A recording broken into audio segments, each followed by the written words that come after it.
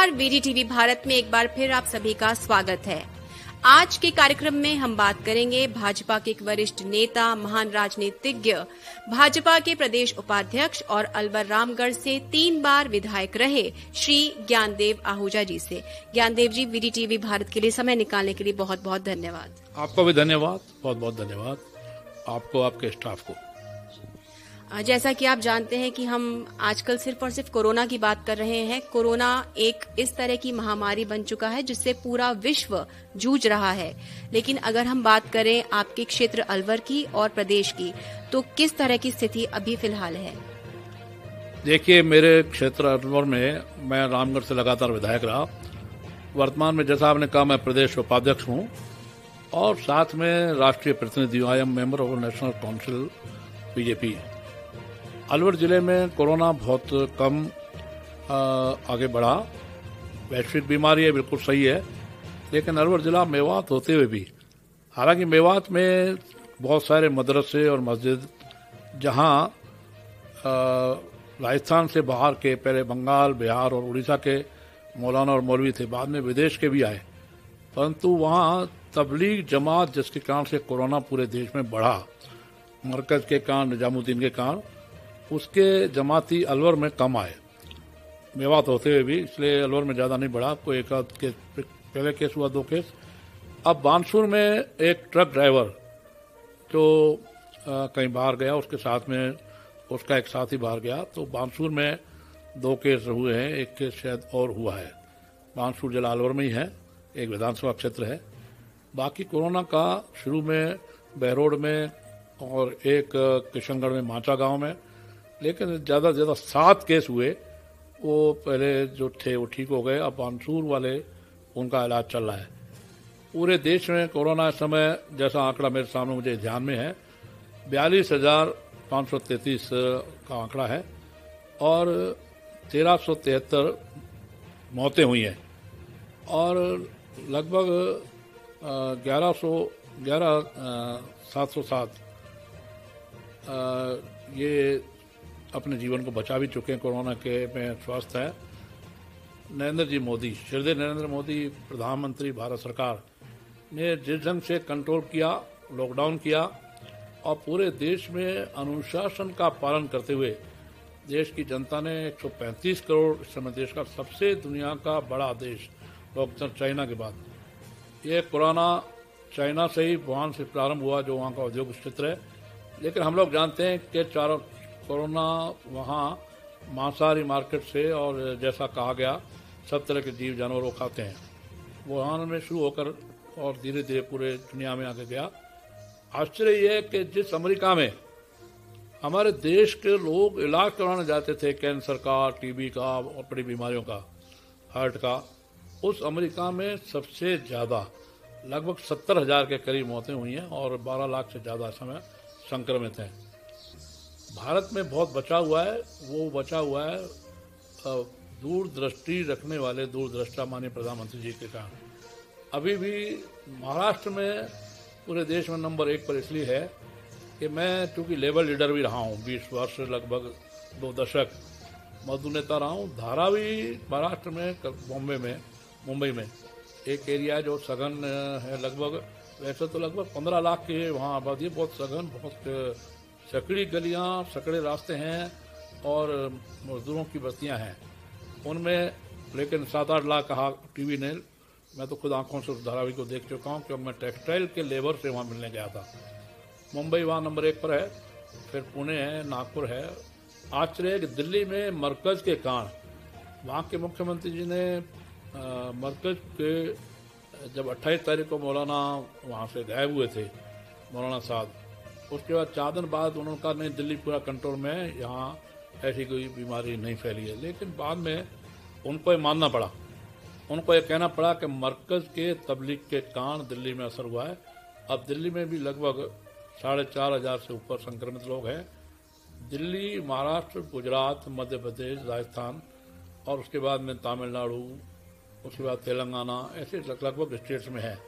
आश्चर्य है, बिहार बहुत घनी आबादी है। बिहार के मुख्यमंत्री को हम इस मामले में कहीं अच्छा कंट्रोल किया है। हालांकि बाहर का जो मजदूर है जो बाहर का श्रमिक है, मेहनतकश, वो ज़्यादातर पूर्विया है, बिहार और यूपी का। मैं चूँकि मैंने कहा लेबर लीडर रहा हूँ, तो दूर विशाखापट्टनम और तेलंगाना के एरिया में, कर्नाटक में, आंध्र प्रदेश में, महाराष्ट्र में, गुजरात में वो हज़ारों लेबर बहुत परेशान हुआ और वो अपने घर लौटने के लिए पैदल चला 1215 किलोमीटर। मैं इसको लंबा नहीं कहूँगा। अब बसों की अनुमति भी दी गई और उत्तर प्रदेश की सरकार ने सबसे पहले फिर संज्ञान लिया, हमारे माननीय आदित्यनाथ योगी ने, और पहले कोटा में पढ़ने वाले विद्यार्थी, ये कोटा हब हो गया मेडिकल के एजुकेशन का, वहाँ पर कोचिंग का। तो कोटा से विद्यार्थी सभी प्रांतों के थे, उत्तर प्रदेश ने निकाला, फिर मजदूरों का। अब केंद्र सरकार ने, रेलवे बोर्ड ने, रेलवे विभाग ने निर्णय लेकर और उन श्रमिकों को फ्री सेवा दी है और वो श्रमिक वहाँ से चल पड़े हैं। और वहाँ से अब तक जो मैं टीवी देख रहा था, लगभग 34 लंबी लाइन की गाड़ियाँ और लगभग 150 छोटी लाइन की गाड़ियाँ, ऐसे श्रमिक महाराष्ट्र और गुजरात से, कर्नाटक से, आंध्र से, हैदराबाद से, वो अपने प्रांतों को, बिहार, यूपी को, उड़ीसा को, बंगाल को चल पड़े हैं। सर, अगर हम बात करें, जैसा आपने कहा कि किस तरह से उनकी दूरदर्शिता है, तो अगर हम राजस्थान की बात करें तो भीलवाड़ा में हमने देखा किस तरह से स्थिति नियंत्रण में आई और वीडियो कॉन्फ्रेंसिंग के जरिए, जैसा कि कहा गया कि प्रधानमंत्री जी ने खुद यहाँ की प्रशंसा की। आपका क्या कहना है? भीलवाड़ा सबसे ज्यादा हॉट स्पॉट हुआ, जैसे इस समय इंदौर मध्य प्रदेश में है, भोपाल और है हमारे उज्जैन, मुंबई और पूना और नागपुर हॉट स्पॉट हैं हमारे महाराष्ट्र में, गुजरात में अहमदाबाद है और 2-3 स्थान है। इस प्रकार से हमारा सबसे पहले भीलवाड़ा, जहाँ पर 20 संक्रमित और पेशेंट रोगी पाए गए, लेकिन भीलवाड़ा के प्रशासन को, विशेष वहाँ के कलेक्टर को, जो हमारे कलेक्टर साहब हैं, उन्होंने बहुत अच्छे ढंग से कंट्रोल किया और धीरे धीरे उन्होंने पूरा कर्फ्यू और लॉकडाउन ने कर्फ्यू लगा दिया और उन्होंने पूरी तरह से, और राठौड़ साहब ने, और कंट्रोल करके वहाँ पे धीरे धीरे 20 के 20 संक्रमित ठीक हो गए। बाद में 2-3 और हुए, लेकिन हो गए। पूरे देश में भीलवाड़ा का मॉडल इसकी प्रशंसा की गई। और फिर राजस्थान में भी इस समय जयपुर सबसे हॉटस्पॉट है। फिर बयाना में ताजुब है कि बयाना में लगभग वो एक ही मजहब के लोग हैं। वो मजहब के लोग इतना ही नहीं है, तो कांग्रेस को आलोचना करनी चाहिए, तो उन लोगों को करनी चाहिए जो कोरोना के वॉरियर्स पर, कोरोना योद्धाओं पर हमला कर रहे हैं। पूरे देश में लगभग 92 ऐसे स्थान हैं जहां वॉरियर्स पर, कोरोना योद्धाओं पर हमला हुआ है, कहीं पुलिस पर। घटना वाकई निंदनीय है, लेकिन अगर हम बात करें कोरोना वॉरियर्स की और कोरोना से जुड़े लोगों की, तो डॉक्टर्स हैं, प्रशासन है, वो है, लेकिन जो हमारे मजदूर भाई हैं, जो हमारे किसान भाई हैं, जो स्वयंसेवी संगठन हैं, एनजीओज हैं, वो भी अपने स्तर पर काम कर रहे हैं और कहीं ना कहीं कोरोना से लड़ने में अपनी भूमिका अदा कर रहे हैं। इस पर आप क्या कहना चाहेंगे? क्या मजदूरों को, स्वयंसेवी संगठनों को और हमारे किसान भाइयों को कोरोना वॉरियर्स का स्टेटस मिलना चाहिए या नहीं? ऐसा है कि किसानों को बहुत बड़ा रिलीफ और जरूरतमंदों को जो जन खाते प्रारंभ किए थे माननीय मोदी जी ने, 500 रुपये उनके खातों में सीधे आ गए। किसानों का जो 2-2 और 3 किस्तों में, उसको एक साथ, और 6,000 रुपये किसानों को 2-2 करके, और इसके साथ में मजदूरों को बहुत बड़ी रिलीफ दी गई है। अब जैसे रेलवे ने फ्री टिकट और खाने की व्यवस्था, पानी की व्यवस्था, सब व्यवस्था की है, ऐसी मजदूरों को भी। और ये भी घोषणा केंद्र सरकार ने की कि इस कोरोना पीरियड में जो श्रमिक जहां हैं वहां रहें, परंतु अब आने के लिए व्यवस्था उनकी की है, पर उनको तनख्वाह, उनकी वेतन उनका नहीं काटेंगे। कोई भी मालिक, कोई भी एम्प्लॉयर, कोई भी इंडस्ट्रियलिस्ट, कोई मैनेजमेंट उनकी तनख्वाह नहीं काटेंगे। यहाँ तक कि और उन लोगों को पूरी तनख्वाह देंगे, सुविधा भी देंगे, और विद्यार्थियों से फीस भी नहीं लेंगे। विद्यार्थियों को, किसानों को, मजदूरों को पूरा रिलीफ केंद्र सरकार की ओर से हुआ है, राजस्थान सरकार से भी काफी हुआ है।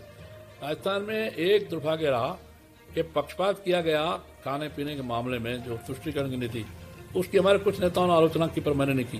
परंतु एक कलेक्टर ने लिखित में आदेश निकाला भरतपुर ने, उसके लिए मेरा स्टेटमेंट आया। मैंने कहा ये दुर्भाग्यपूर्ण है, रमजान का महीना है, पवित्र महीना है, मुसलमानों का है, मैं उस मजहब के या किसी मजहब के खिलाफ नहीं हूँ, भले ही मैं इतना कट्टर हिंदू हूँ, सीधे सीधे मैं कहना चाहता हूं, पर उन मजहब के लोगों का रमजान के महीने के अलावा हिंदू त्योहार भी आए, महावीर जयंती भी आई, इस बीच में गुरुपर्व भी आया, बैसाखी भी आई और परशुराम जयंती भी आई, लेकिन हिंदुओं के लिए कोई सुविधा नहीं।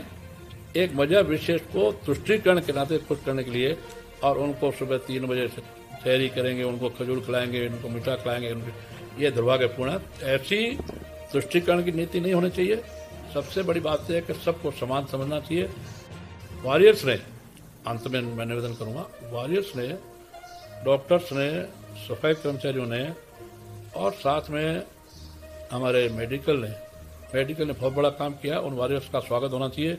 हमारे से जुड़े हुए राष्ट्रवादी संगठनों से जुड़े हुए, राष्ट्रीय स्वयंसेवक संघ से जुड़े हुए सारे संगठन उनका जगह जगह स्वागत कर रहे हैं, सत्कार कर रहे हैं, और सब पार्टी और सब नेताओं को इन वॉरियर्स का स्वागत करना चाहिए। मैं स्वयं एक कार्यक्रम में यहाँ 11 नंबर सेक्टर, 12 नंबर सेक्टर में खाने के पैकेट बट रहे हैं, वहाँ पर इस एरिया के SHO सेकंड और पुलिस के लोगों को दुपट्टा पहनाकर, शॉल पहनाकर उनका स्वागत किया। उनको अभिनंदन करना चाहिए, स्वागत करना चाहिए।